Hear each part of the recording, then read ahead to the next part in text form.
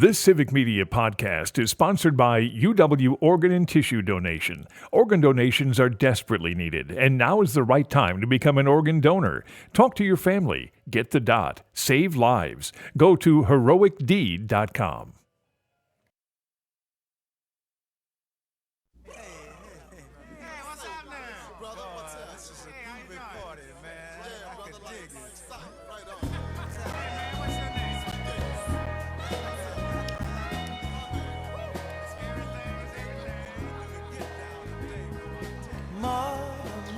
Good morning and welcome to an election morning on the Earl Ingram Show. As always, you can join us at 855-752-4842. That's 855-752-4842. Good morning, Calvin. It's here. It's here. We made it. Yeah, it's been a long slog, as they say, and it's here. But my special guest, Sandy Williams, a host, is who is this guy? is here today. As we've said, he's going to join us every day this week as we talk about just where we are. I'm happy to have him. I'm glad he accepted. Elections are something that's changed. It used to be you'd have the election on Tuesday, and Tuesday night about 9:30, you knew who won, and the speed of the news traveled at the same speed as light, right? And now what we've got is an explosion that happens. We see the cloud, but we don't hear the noise for potentially days. It's going to be. I was listening this morning to a discussion of how the AP calls these, and depending on how things go in some of the close states, it might be next Tuesday. Last election it took until I think the Friday or Saturday following. Sandy, the upheaval that will happen if that's the case. I think even worse this time around than it was the last time. The upheaval would just be, I don't know if the American people can stand it. Well, there's been so much discussion and evidence showing how valid the voting process is, how sanctified it is, how carefully handled it is, how not subject to fraud it is, that those are the facts. But we have a whole bunch of people out there willing to believe and believing that it's not the case, that there's underlying fraud, that there's some kind of fix in spite of the fact that there are no facts to support it. So if we have a long delay, it just gives much longer time for all of that to stew, what is happening now, what is physically happening in this count. So before we get into all of that, we've got some really sad news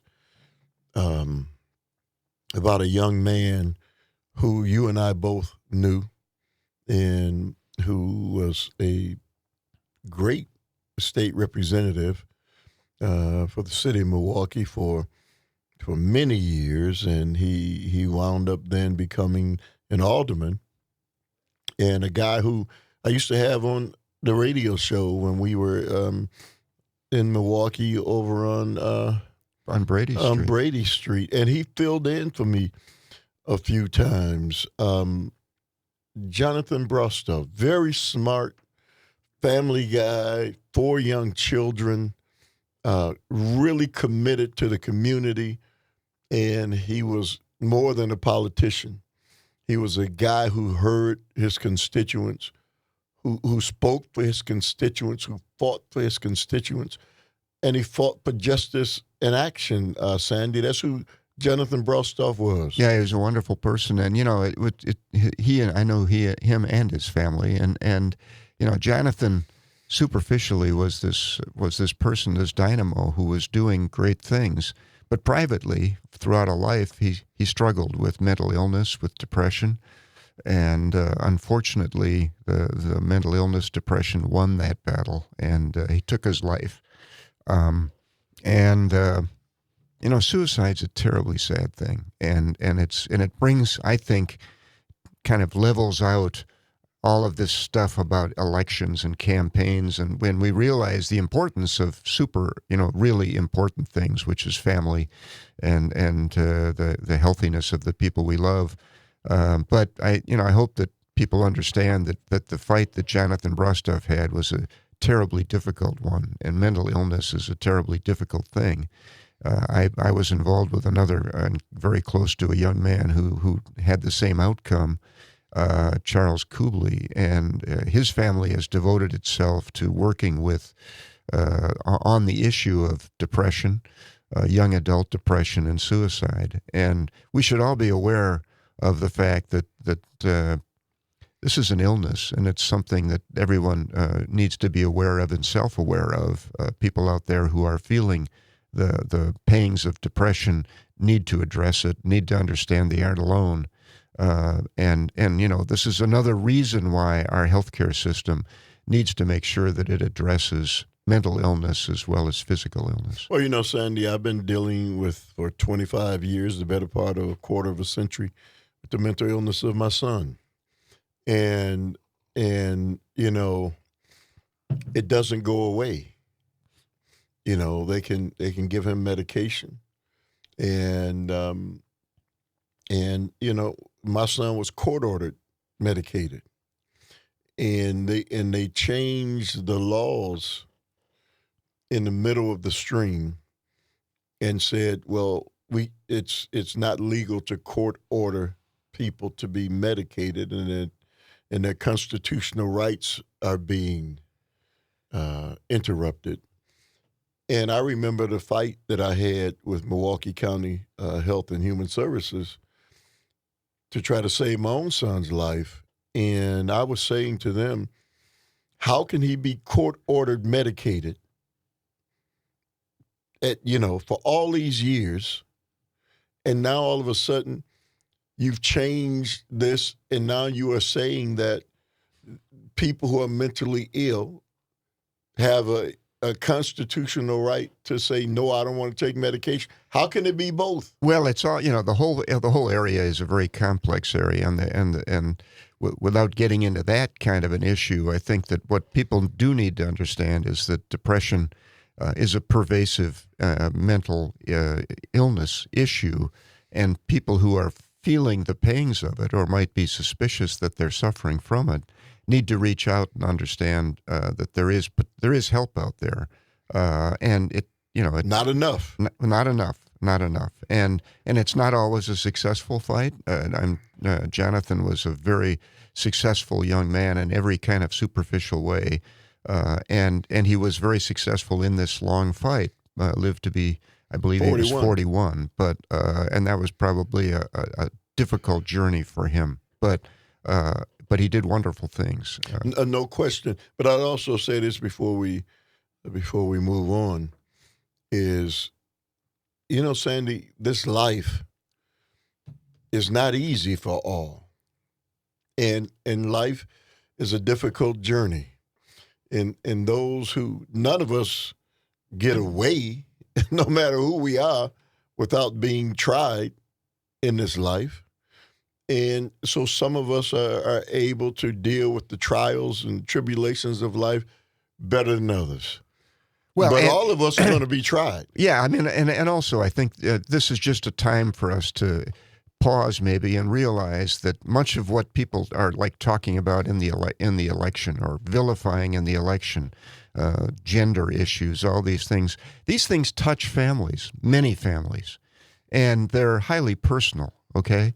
And I'm leaping from this issue of mental illness to other things, but they're interconnected. But they're interconnected in the way that people need to be empathetic, and people should understand and need to understand that this touches families, whether they're Republicans or Democrats, rich or poor, whether they're rich or poor, right. Whether they're Christian or Muslim or whatever, black or white, yeah. And so there's a unifying aspect to the problems we have of living, right? The problems that we face as families, as extended families, as human beings, and in a way it should be a unifying force instead of a divisive force. And I'm terribly angry with those in the political process who want to make this and these things divisive problems. I think, Sandy, that's very well said, and needed to be said, because if there is one thing that should be uniting all of us, it's that common denominator of Humanity. we're the same. Yes. Yeah, this is all about the humanity, and to vilify portions of it. Whether if I'm a Democrat, I'm not evil, okay? Even though, the Dickens, you say. Well, I know, but I mean, in a rally last night, in his last rally, the candidate Trump said he wasn't running against Kamala; he was running against the Democrat that and their evil people, and I fear that we've made politics into a crusade that is designed to divide humanity, to divide the humanity in all of us, and to cause us to find the we and the they. And it's one thing if we and they are simply in a different party, but if they become an evil enemy, and if we've created a religious crusade of the sort that is the kind we throw our body into and our life willing to give our blood for, we've made a terrible mistake. Sandy, the reality of it is somebody is making this happen.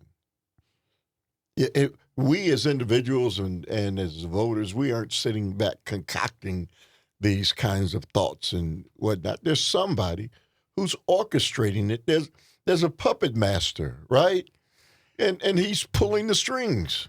Yes, and sometimes I hate to get falsely liturgical about this, but it's the evil angel is the one that gets you, right? And I use the word angel. Oh yeah, on the shoulders. The devil comes and dressed as an angel, as the savior, and that it isn't. And so, I just fear that we've got this very strange thing ongoing right now, in which we've decided politically that we're going to vilify one another, that we're going to separate the humanity within us, and cause us to detest things about others that are subject to being things that we all might have to be worried about ourselves. Yeah, I think that's very well said, Sandy. 855-752-4842.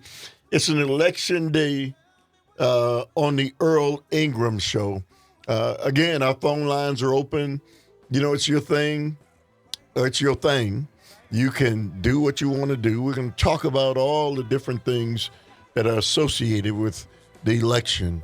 855-752-4842. You're tuned into the Earl Ingram Show.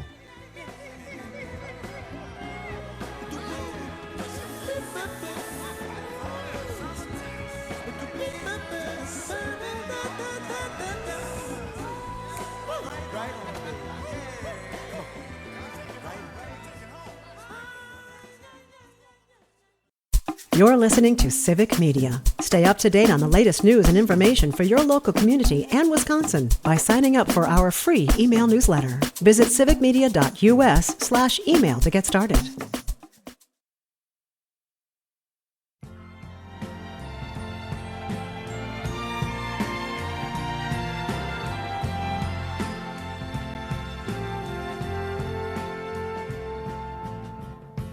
There's nowhere in the world that I would rather be than with you, my love. And there's nothing in the world that I would rather see than your smile, my love. For united we stand, divided we fall. And if the back should ever be against the wall, we'll be together. Yeah, that's man, I haven't heard that in a long time. Beautiful, beautiful song. Welcome back to the Earl Ingram song. Earl Ingram Show. As always, you can join us at 855-752-4842. It's Tuesday. That means my co-host Sandy. Sandy, the music. Well, the music today is all about unification, unity, love.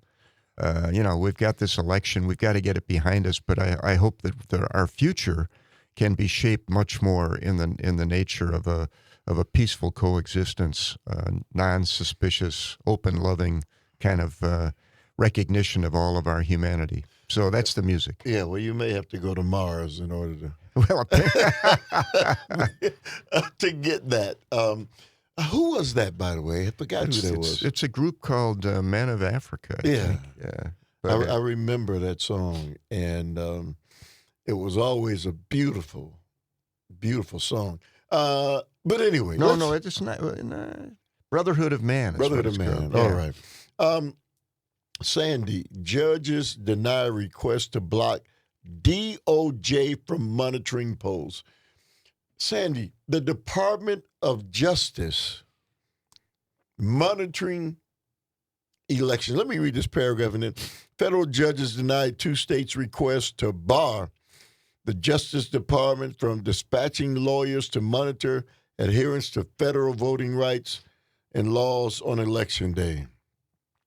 Both Missouri and Texas asked federal courts to keep the DOJ lawyers away from their polls. Missouri's Attorney General and Secretary of State said any monitoring would displace the state elections authorities, and Texas's Attorney General contended that Texas law alone determines who can monitor voting in Texas. Your thoughts? Well, this is another situation where the bringing of the lawsuit is designed or maybe premised on the notion that the federal government has been politically weaponized, and that an organization like the Department of Justice, which is which represents the tool that the United States federal government has for making sure that federal law is enforced, is somehow a biased organization that shouldn't be allowed to watch over the polls and make sure that polling laws are honored. It's again part of this process of dividing us up. And, I guess in my mind, I think I said it at the time when we talked about it a long time ago when Mitt Romney said maybe Biden should have pardoned Trump. I at the time thought he should have, not because Trump wasn't guilty of whatever it was he was being charged with, but rather the fact that bringing the lawsuits allowed those who were championing Trump from a political standpoint to point at the lawsuits to argue that shows the weaponization of the government politically. And I don't think it is the weaponization of it, but it has allowed this kind of lawsuit to have some sort of potential legitimacy. And the fact is that I don't think the government was weaponized. I think that it was simply following the trail of evidence. But now we're at where we're at, and we do have callers who call in, and other people who I think many of the MAGA Republicans would tell you that their belief is that the federal government has been weaponized. So let me ask you, Sandy, what perplexes me about all of this and has from the beginning? Just because somebody feels something's not right, do we have to respond as a government? The Department of Justice shouldn't be responding to somebody feeling like something's not right. How can it? I don't follow that. The power of the DOJ should not be compromised to address somebody feeling like they've been disenfranchised. Shouldn't there be facts? Yeah, absolutely. But the problem with the source of our power in our government is the trust of the people. Okay, and so when you destroy the people's trust in government, and if you do that kind of in an organized fashion, like is ongoing now, you really lose the basic foundations of our government, and everything within the government is subject to being distrusted and attacked. So this lawsuit was brought by people who wanted to block the Department of Justice's capacity to oversee processes at the polling place, and the court said no. Actually, the Department of Justice is entitled to do that. But the fact is that the lawsuit was brought out of this suspicion, or maybe it brought to demonstrate the fact that there should be suspicion. Well, Sandy, if the courts respond to a segment, because that's a segment of the population, that's not the overall population itself, how can they respond to segments of the population that impacts the entire population? Well, like I said, our government is fragile. I can remember my father telling me that and me not believing it, and I don't know what his experience had been other than the fact that he'd lived a long time prior to my life. But, you know, the fragility of our government, and he lived through the Depression, and I suspect that felt like a very fragile time with the government actually kind of teetering because everything was collapsing around everyone, and maybe they decided what good is government in this circumstance. But the fact is that it's the basis of our government is the trust of the people in the government processes and in the norms of government, so that all the elements of government don't have to be taken to court to test. And then if you're attacking not only the government but the courts, okay, now you're left with nothing, okay? And I would just remind the people that right now politically there's a whole group of people who want to, number one, attack the government, and number two, attack the courts, which leaves us with nothing. 855-752-4842. It's election day on the Earl Ingram Show. My co-host Sandy Williams is here as well. Your thoughts, we're looking for those right now.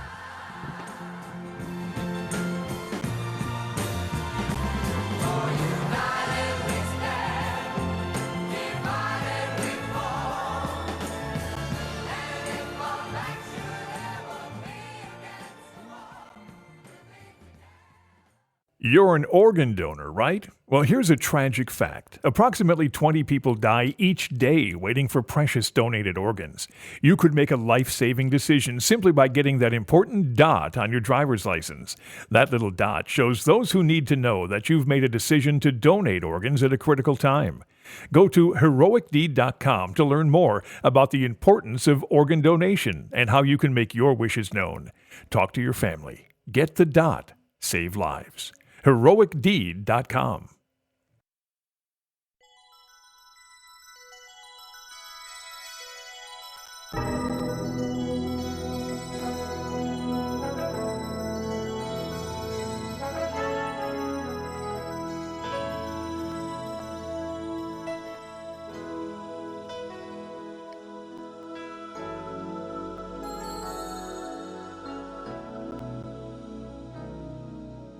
There comes a time when we heed a certain call, when the world must come together as one. There are people dying. Oh, when it's time to lend a hand to life, the greatest gift of all. We can't go on pretending day by day that someone somewhere will soon make a change. We are a part of God's great big family, and the truth, love is all we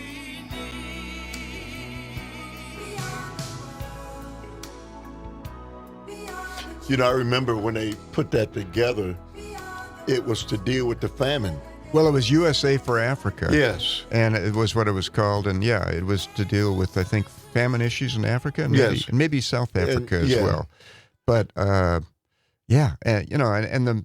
was so much good music that was written around this notion of unity that was easy to find. Well, that's a great choice. The first two are just great choices. 855-752-4842. It's an election Tuesday, and Sandy Williams, my co-host, is here. Let's go to the phone lines. Let's go to CJ. And before we go to CJ, Governor Evers has put the National Guard on alert. Well, I think that's been done in like 26 states. Sandy, yeah. we're talking about American elections. Yeah. That we have to come to that we've come to that. Well, let's hope we haven't, and let's hope that this is an abundance of caution that won't be needed. But I fear that the atmosphere, this crusade atmosphere we have, has put us into sort of a tinderbox, and that's not good. All right, CJ, you're up. Morning, gentlemen. My work with you gentlemen has almost come to a rest for a while. Your work. Yep, because I take it on as, I guess, who's the gentleman that used to say the rest of the story? Because you guys generally just tell part of the story. I love this call of unity, but when we've watched for 8 years the destruction of our most cherished institutions. Like what? You know? What's that? The dual purpose. What's the most cherished institution? FBI. Well, I'll explain. The FBI is not our most cherished institution. So, well, they paid social media, they paid Facebook to keep things from us. We've watched the dual purpose of our justice system. The same thing, you know. So let me just say, CJ, we were talking before you came on, maybe you were listening. So you're describing what you believe to be the weaponization of government, is that right? Very much so. Okay. All right. So, I think that's something we have to deal with, because there are a lot of people who apparently believe, as you do, that all this has occurred. And, I happen to think it's fallacious. I happen to think but I do think government has periodically and frequently made mistakes, okay? And it's made mistakes, whoever is at the helm. And I'm confident and certain that when Donald Trump was at the helm and was leaning on social media very hard, was bringing lawsuits against social media when they didn't kowtow to what he wanted them to be presenting or not presenting, that was a direct assault on amendment rights. But, the fact is we need to work our way through it. Well, I watched Paul Ryan believe the Russian collusion crap. I watched you promote it with pencil neck shift. I watched the news media. CJ.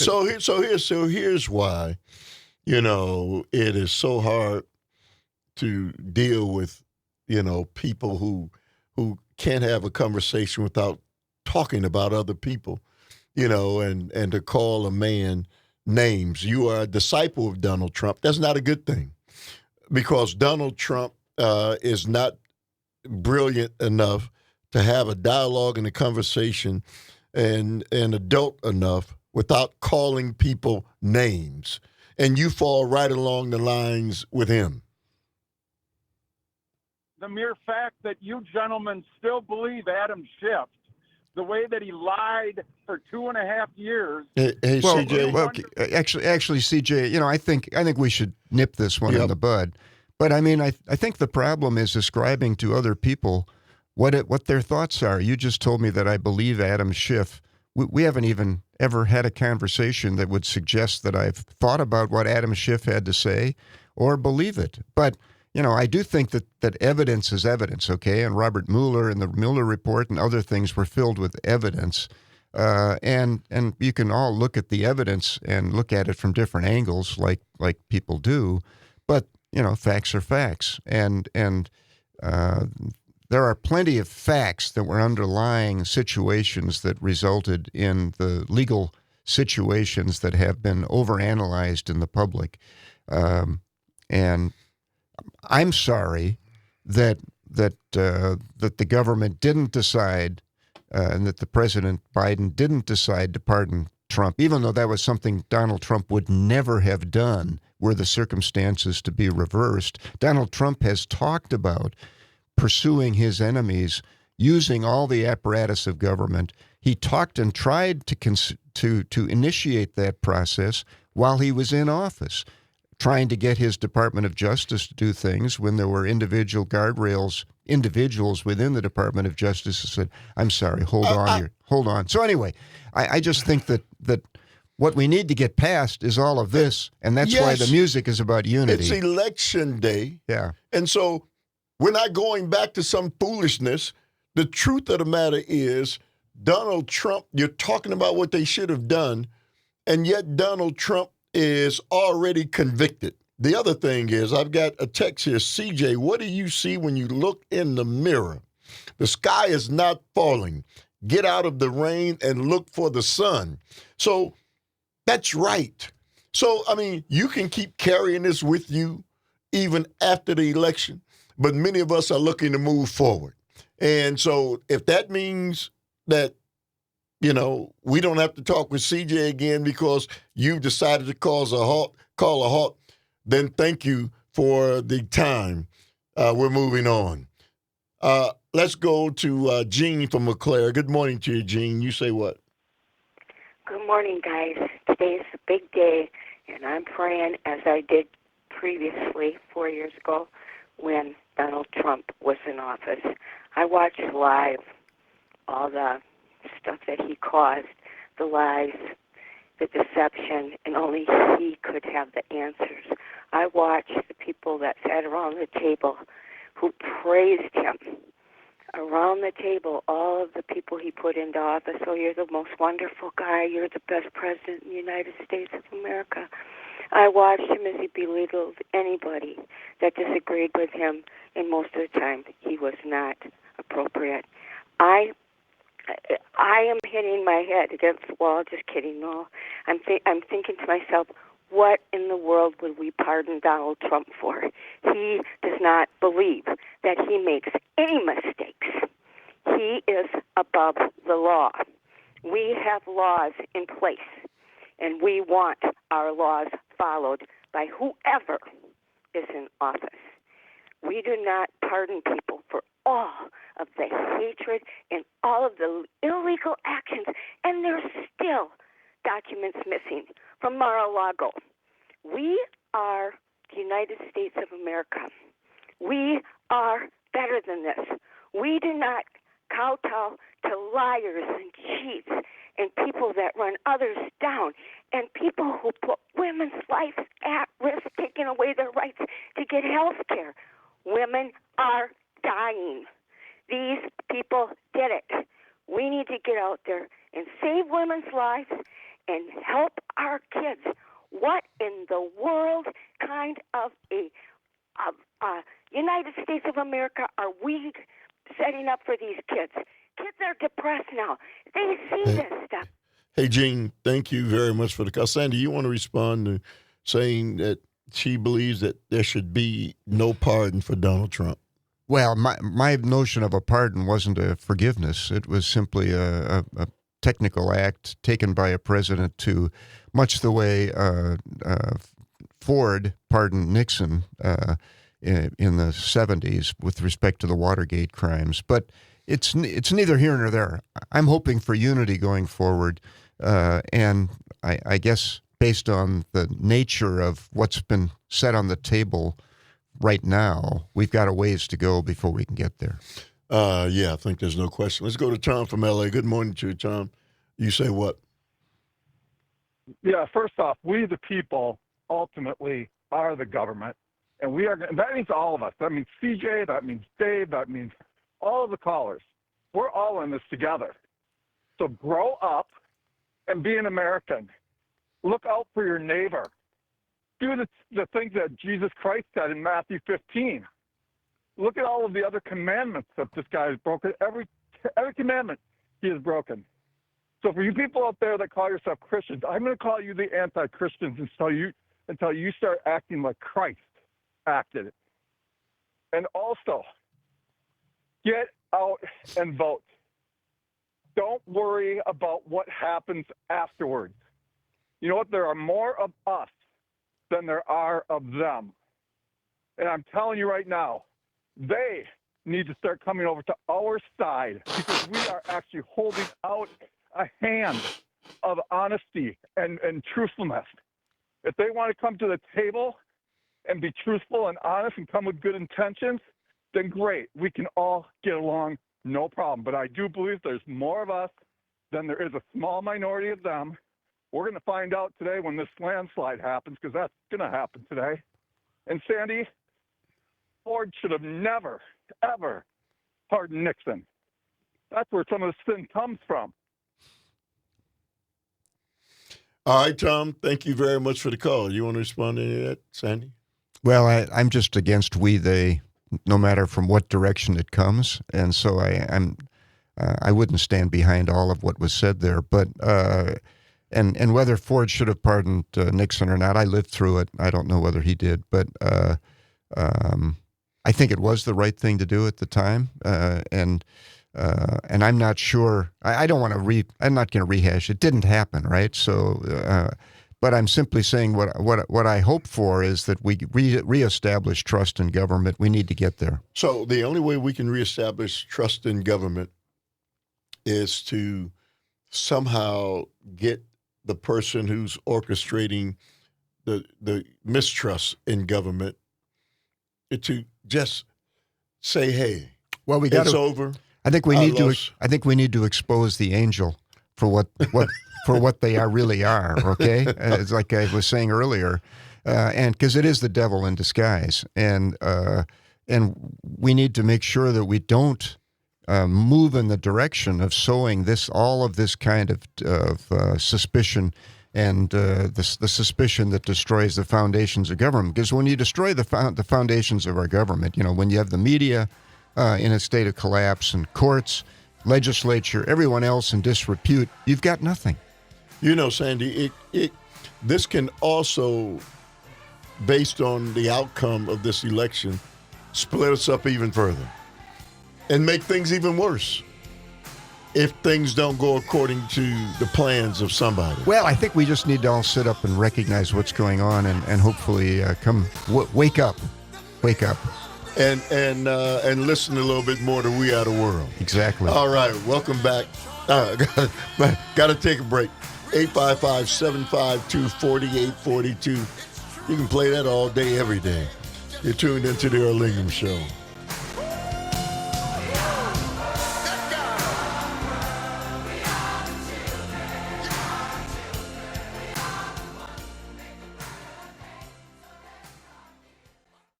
You're listening to Civic Media. Find the latest news, information, and archives of all your favorite shows on the Civic Media website, civicmedia.us.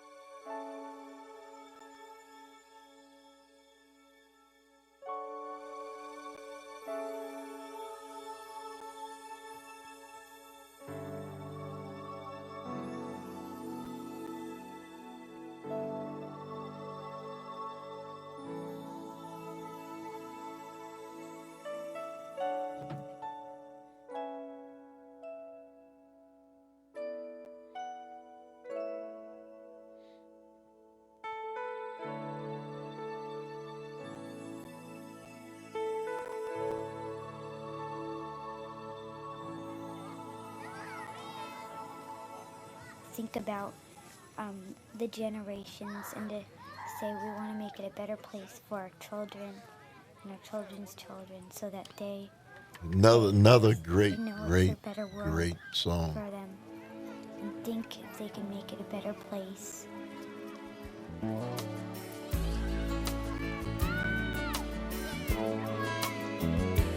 There's a place in your heart, and I know that it is love. And this place is much brighter than tomorrow. And if you really try, you'll find there's no need to cry. In this place, you feel there's no hurt or sorrow. There are ways to get there if you care enough for the living. Make a little space, make a better place, heal the world, make it a better place. All right, welcome back to a election day, on the Earl Ingram Show. My co-host Sandy Williams is here, and we want to get right back to the phone lines. Let's go to Dave from San Francisco. Good morning to you, Dave. You say what? Oh, morning, Earl. Sandy. I'm glad you're heralding the We Are the World stuff, and especially today. If you remember back those days, there was a huge amount of bigotry from previous to that. And when he came up with that concert, and he was able to include just this wide variety of different artists that took part in it, that all of a sudden put Africa on the map as some place to cherish as opposed to just view them. The bigots always used to decry it and let them starve, So if a person is in starvation, they don't have the ability to think clearly. They don't have the ability to look out for their neighbors. They don't have the ability to, despair is the name of the game when you're in starvation. And the old boys love that because they can get the minerals cheap. They can get, they can loot nations, but through starvation. King Leopold taught us that. And so, Michael Jackson and the team that put that together really did an enormous amount of good for the world. And when you look at the way Trump is trying to take us back to the old days of bigots, that these old bigots, they're the ones that are right and you better toe the line, that's not America. And as a matter of fact, I was on a Texas show just an hour ago, and they're trying to whip the women into line by, don't you lie to your husband about who you voted for. You better vote for who I tell you to vote for. And when I challenged them on it, I said, free the MAGA slaves. Boy, they slammed down the phone on me.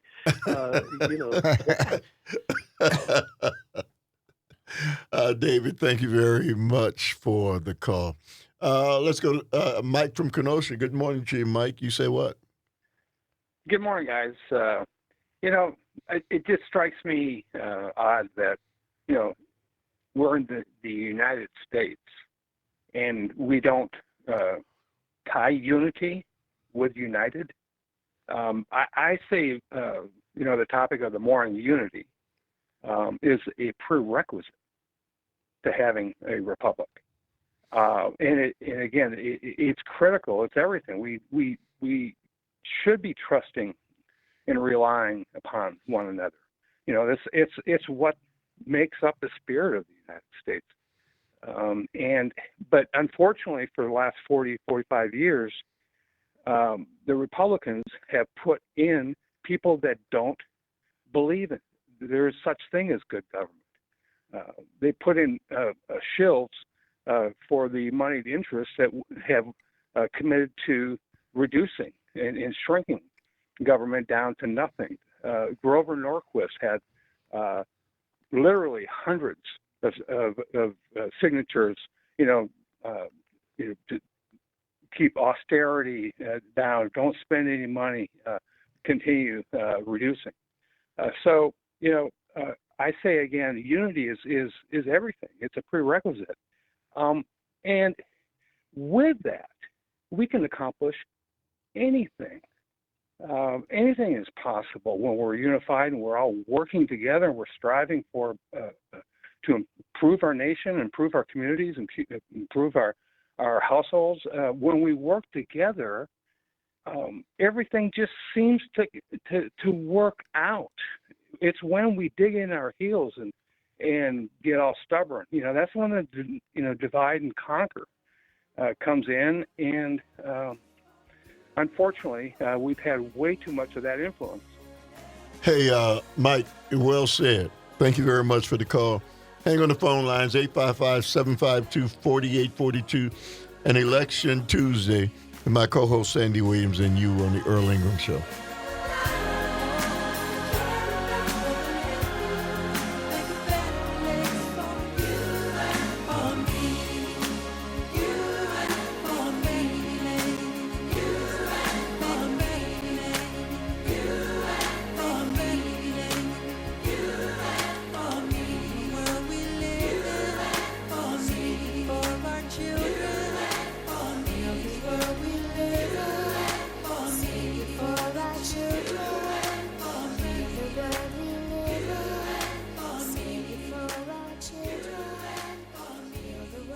The national news cycle never stops, but it can be hard to find news about your local community. Civic Media is dedicated to providing quality local and state news coverage across Wisconsin. With the Civic Media app, you can get notifications about local stories that matter to you and your community. Find the free Civic Media app in your phone's app store and choose notifications from the menu to tell us what kind of news you want to hear about.